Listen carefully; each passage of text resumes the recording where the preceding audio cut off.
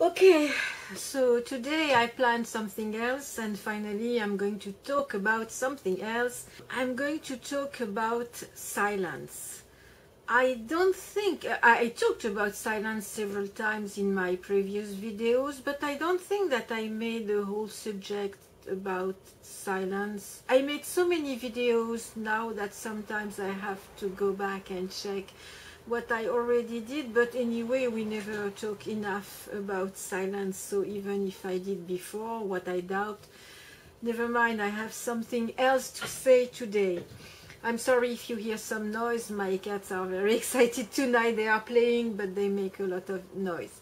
I was reading the complete transcript of the Richard Skinner interview on the website Der Swerve, and I will write the link below in the description box so you will be able to read it.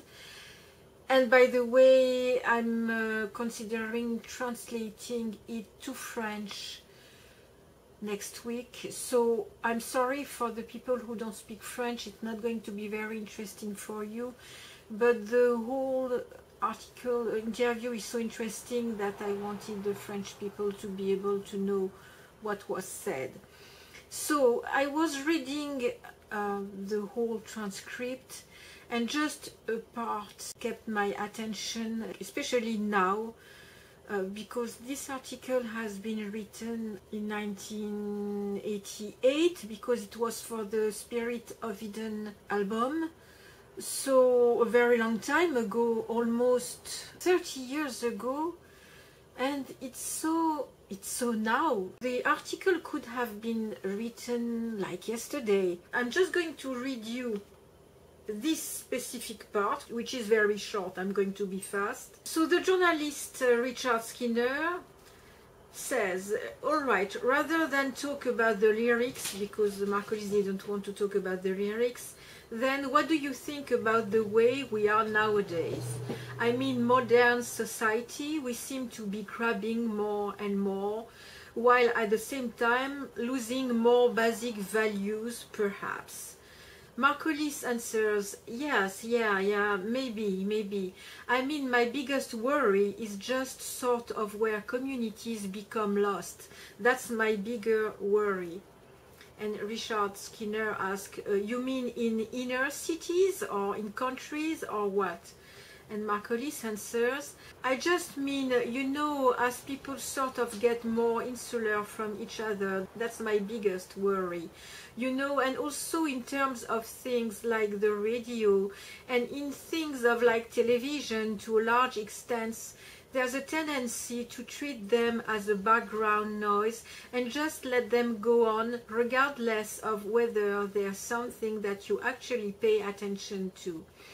I think silence is an extremely important thing, and I think, you know, it isn't something that should be abused, and that's my biggest worry, is because of with the whole sort of way communications have developed and everything, that there is a tendency just to sort of allow this sort of, you know, this background noise all the time, rather than actually just thinking about what is important. So yes, I made a video about the background music, that we shouldn't listen to the music as a background, which kind of is close a little to what he just said. But there are two things which attracted my attention. Is first the fact that he says that people are more and more insular from each other. So that's funny, because that's exactly my problem right now in Los Angeles. Los Angeles is a very big city, and we are very spread, and very often we don't go somewhere because it's too far. But when I mean too far, you can need the whole day to go, even with a car. And there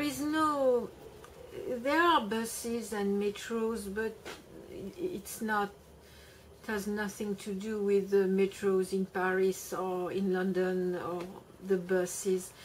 I mean, when you take the bus, you know when you leave, but you never know when you arrive. So people really have to have a car most of the time, And even with a car, it takes a lot of time to go from point A to point B. The result of that is that we all stay in our neighborhoods, and the fact that we work on internet a lot, at least for me, I work a lot on internet, so even if I see some people coming to my shop sometimes, most of the times I'm alone on my internet, and I speak even with the other stores, I speak with the other owners, because sometimes we organize things together, and I speak through emails. When I go to visit them to their stores, they are like, "Wow, you came," because nobody is moving. And what he was fearing then, so 30 years ago, obviously is happening. So he was right to worry, because it's exactly what is happening. And I don't mind being alone, because I like working alone, and I don't really mind being alone. I'm never bored. But I imagine for someone who is much older than me, and someone can die in a corner and nobody knows, you know, it's terrible. And I start feeling kind of, I can't say loneliness, because as I was saying, I never really feel alone. With my cats in the background, I can't feel alone, you know, it's a lot of animation all the time. But it's kind of, sometimes it's kind of sad to meet nobody, or almost nobody. That's probably why when I'm walking in the streets, people that I don't know say hello.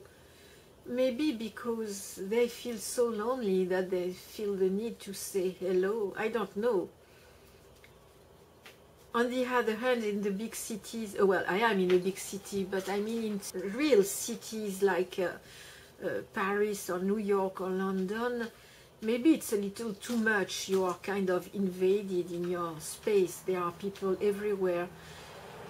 Here there are a lot of people, but we don't see them because we are so spread. I can take my car and there is nobody in the street, or I mean there are cars but nobody walking on the sidewalk.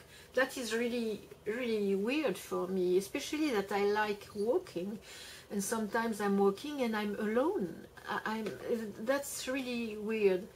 So it's funny that I read that like 3 days ago, and I was just thinking about that in my own life.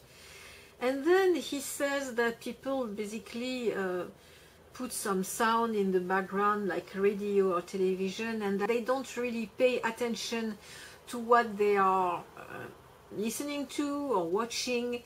They just put it like a background. Actually they are not interested in what is playing or what is happening. And he says, I think silence is an extremely important thing, and I think, you know, it isn't something that should be abused. So at the beginning, when I was reading, and when I say at the beginning, I mean in 2014, so 2 years ago, when I was starting reading about Mark Hollis, and he was talking about silence, that he preferred silence rather than playing one note.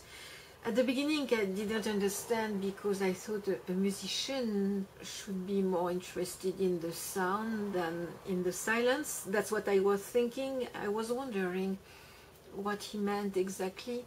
And of course I'm not talking to you about how to put some silence in music, because I'm not a composer myself.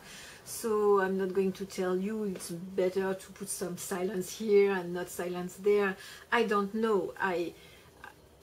I know that I like Mark Hollis' music with all the silence there is in his music. I like that, so obviously I like silence. But I mean, I'm talking here in the life, in our life. It's true that there is too much noise. I grew up in a house where the TV was very often on, especially for dinner. We were listening to the news and we were watching a film or something like that. not so much in the day though.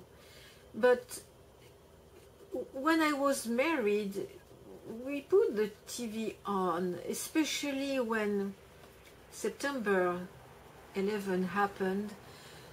I didn't have the TV on actually. I was cleaning my home because it was my birthday. It's my birthday, September 11, and I was supposed to receive friends at night, and it's my ex-husband who called me and told me put the TV on because something is happening in New York.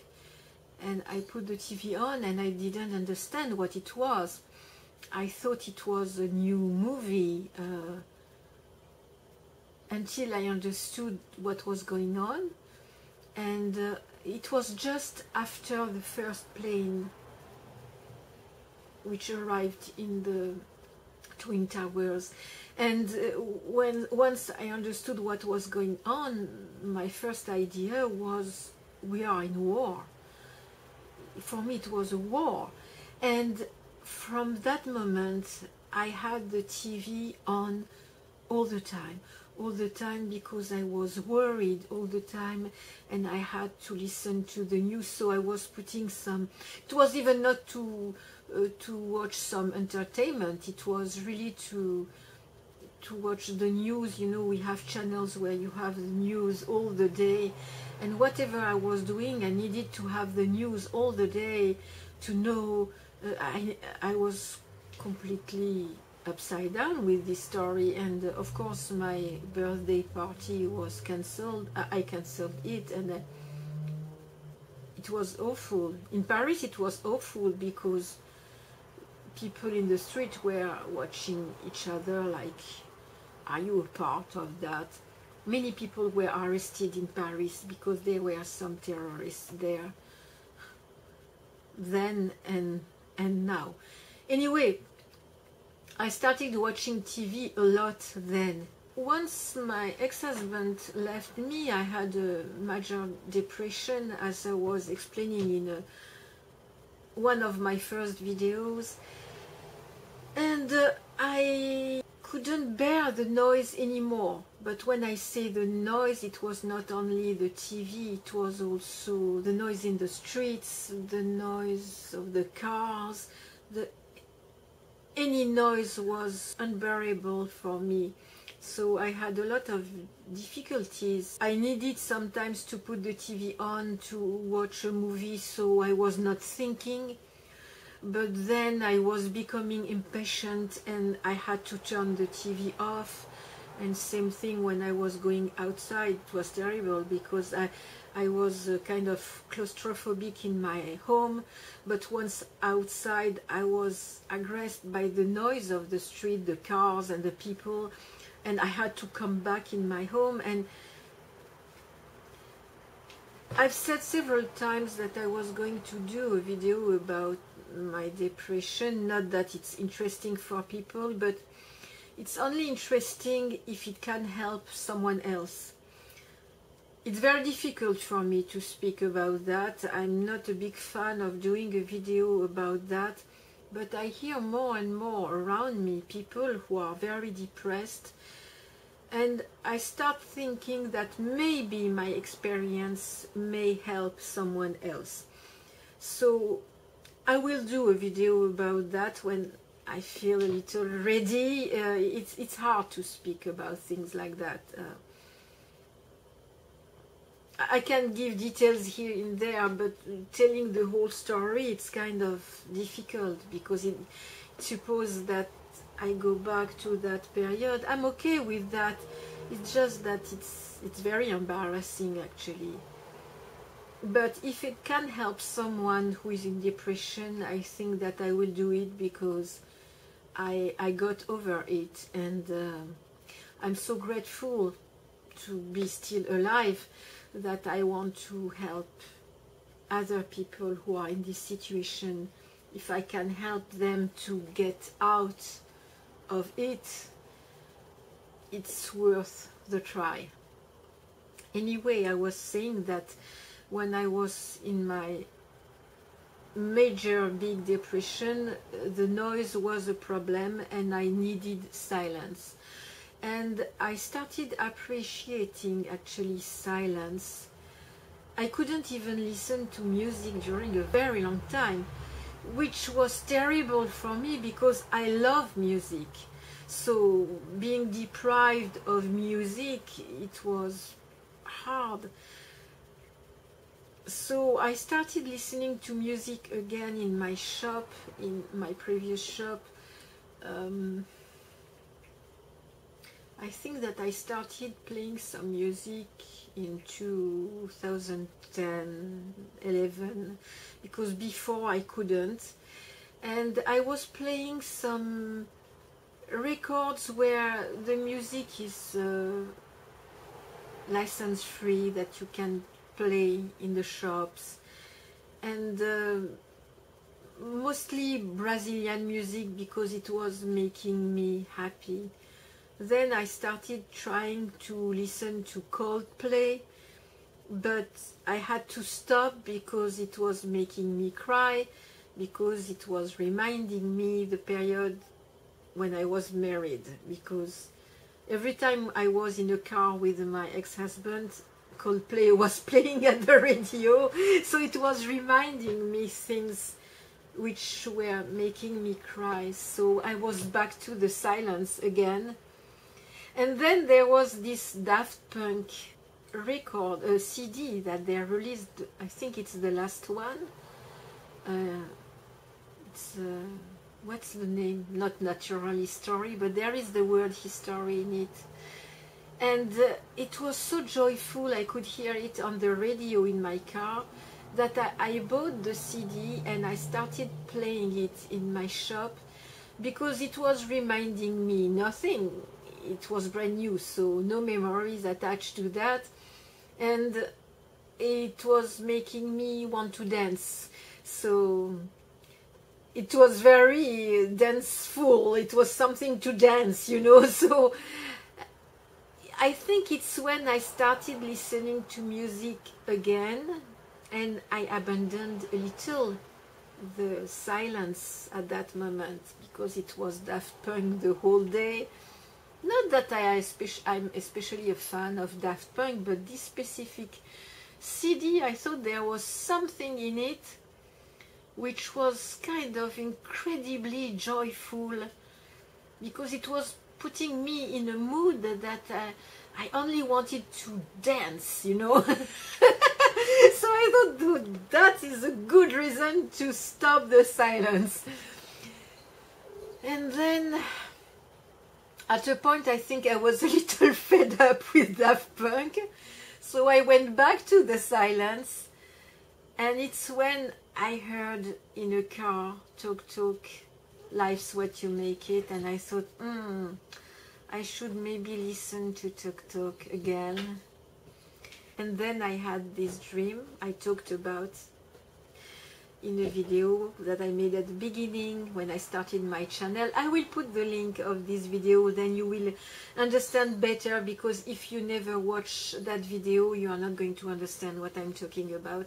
Anyway, it was the reason why I started doing videos about Mark Hollis. It's because my life came in my dream, and then I became re-obsessed, because I was obsessed in the 80s already. And I started listening to Tok Tok and Tok Tok and Tok Tok and Mark Hollis and Tok Tok, and I couldn't stop. And then David Bowie died, and David Bowie and Tok Tok again, and then Simple Minds and Tok Tok again, and and then Can. I bought Can thanks to Mark Hollis, so Can, and Tok Tok again, and then well, a lot of music. I always listen to something else, and then I come back to Tok Tok. But sometimes I force myself to work in silence, because I realize that first I work much better, then I can hear myself think. Because when you play music, or when I listen to the news, for example, I listen to BFM TV, which is a French channel. Soon we are going to have French elections, so of course, even if I'm in the US, I still vote, so I need to know what it is about. And I listen to the BBC, and sometimes I listen to the American news. So the news plus Netflix at night when I listen to the Gilmore Girls, when I watch the Gilmore Girls or Frasier or things like that, but that is to sleep. Or Talk that I listen to a lot. It makes a lot of noise in a day. Not unpleasant noise, very pleasant noise, especially for Talk, but I mean, when your attention is on something like that, you don't take the time to think of important things, as he's saying. And once you are in the silence, suddenly you can hear, of course, the noises of the house, I mean the noises of the street, the noises of the cats, but you can also hear yourself think, and you can also find ideas and think about important things. For example, I used to walk with my iPhone in the ears with iTunes. Now when I walk in the street, no music, because I realize that when I'm walking in the street, when I'm in a movement, or even in a bus, or even in the car, if I don't play the music, the movement makes me think and find ideas and solutions to my problems. So we need these moments of silence. Sometimes great ideas are coming to your mind like that. We all have, I don't know how to call that. You can call that your guardian angel, or your higher self, or your, I don't know, spirit, not a spirit, yeah, spirit, something, someone, I don't know. I don't want to go in the religious aspect. I don't know if it's religious. We have a conversation when we are alone and in the silence. We have a conversation with our higher self, and with the self dragging us down, and it's kind of a fight between the both. I think we are all like that.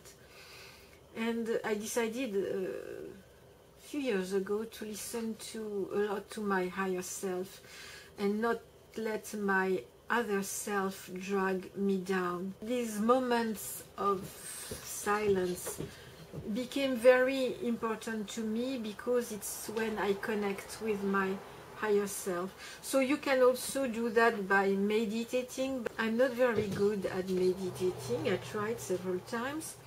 I managed to do it, but I feel very easily distracted. It's still hard for me.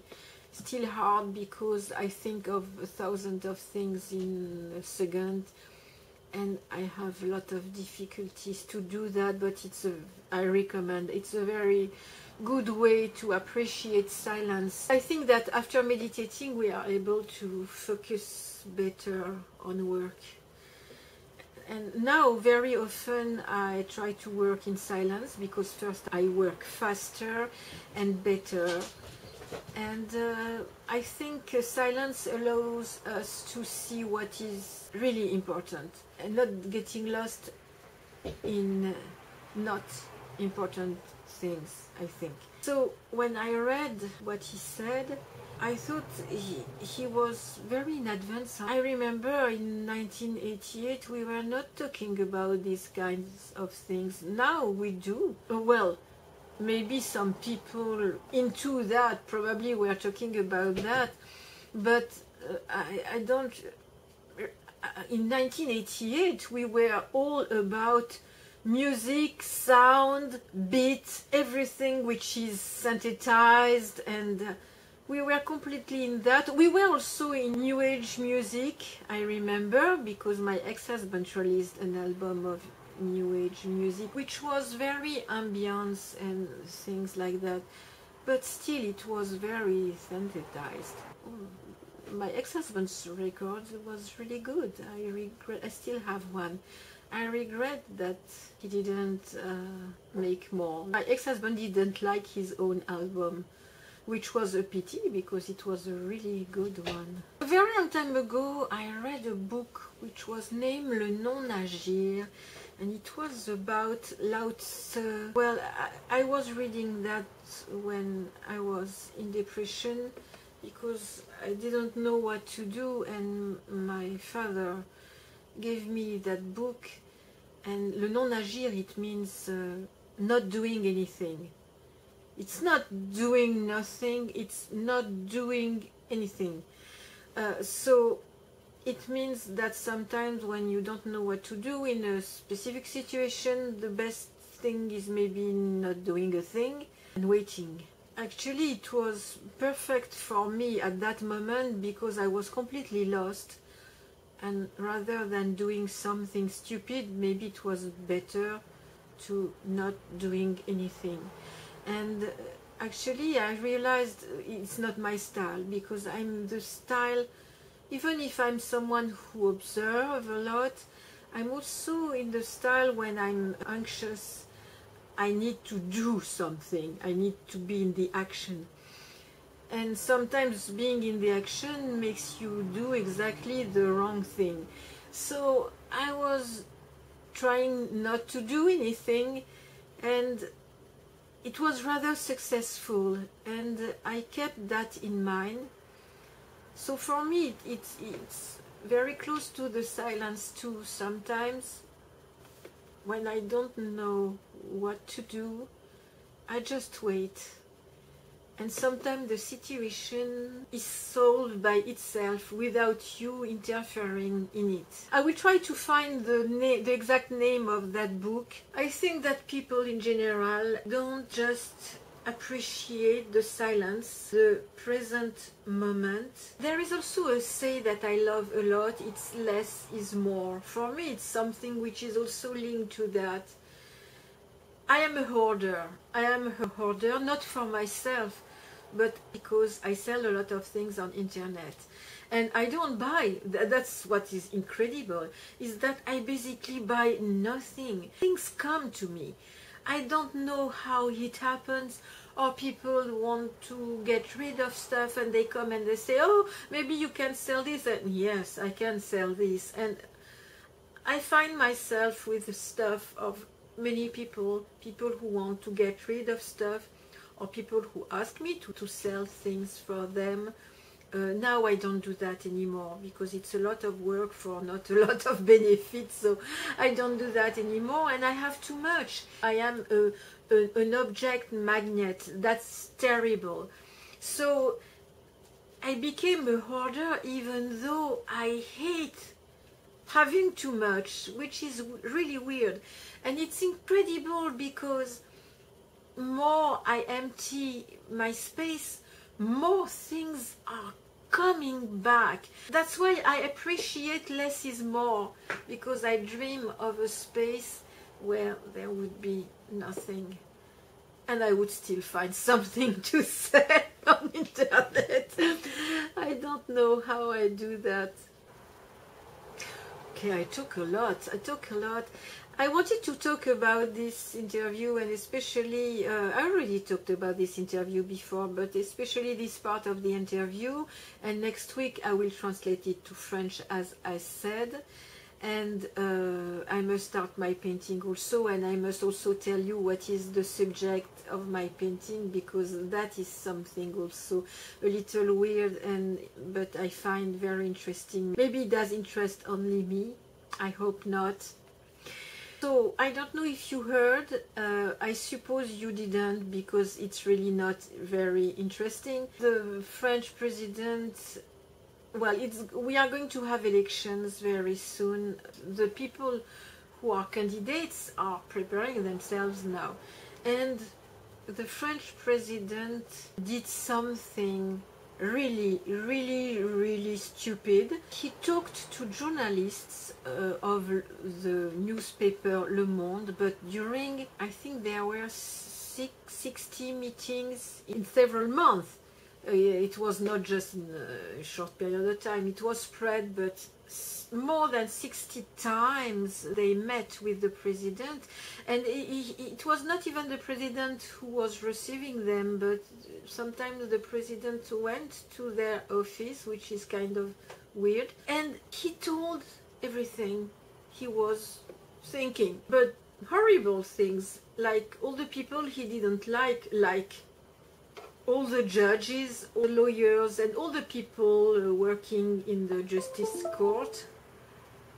Sorry, it's my phone and my computer at the same time. Okay, they live their life. Anyway, he said things like that. They felt really insulted. I mean, even if he didn't like them, if he doesn't like them, he didn't need to say so. He also made fun of the sportsmen, saying that they were kind of stupid. He made fun of poor people because they are losing their teeth. Oh, that is so chic to say things like that.